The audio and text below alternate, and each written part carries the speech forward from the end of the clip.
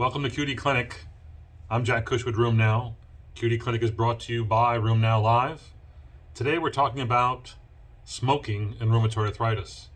Amazingly, the first two patients I saw today both had the same story.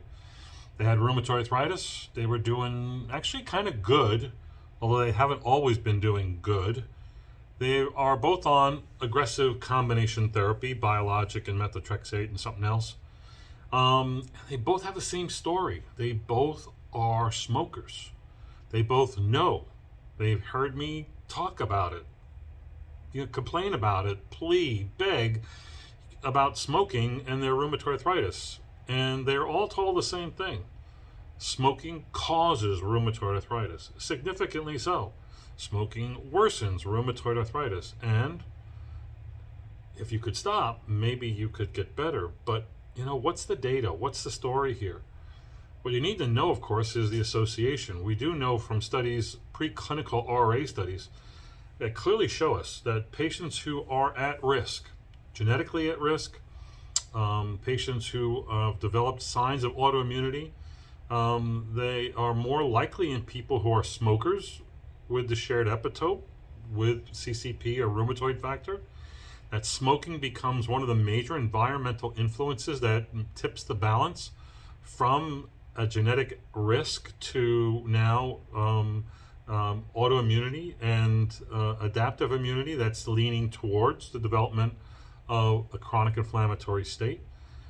So again, it's a really important risk factor. It's not surprising given what smoke will do within the lungs.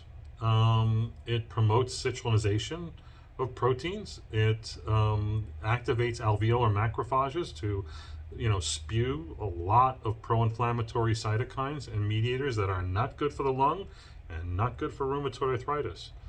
It is a preventable risk factor for RA. It's estimated that smoking contributes to about 25% of all cases of RA in this world. Seems to be a high number, but I like pointing to it because it might scare some people. We do know that the more you smoke, meaning how many packs per day or packs per week you actually take part in, and how long you smoke, will also up the risk. So, a 10-pack year history is going to have a high risk. A 20-pack year history is going to have a higher risk. And again, how long you're doing it, and it obviously is an important factor. And that means people who may take it intermittently are still going to be at significant risk. Interestingly, RA patients are at a higher risk for cardiovascular disease, cancer, lymphoma, osteoporosis, all factors and all diseases that are also made worse by, that's right, you guessed it, smoking. Non-smokers compared to smokers, guess what? They do much better.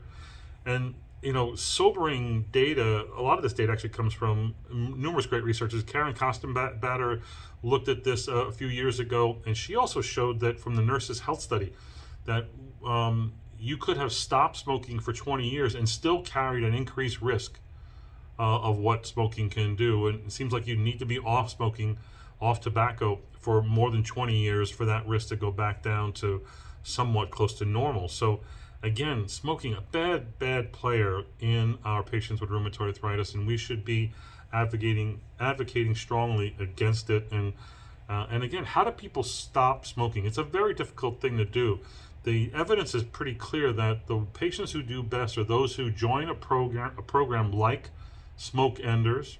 It helps when they join it with someone else. It helps if they are motivated by you, their physician. And sometimes these people will do better by taking medications that will help in cessation of tobacco dependency. That's it for smoking. Please stop.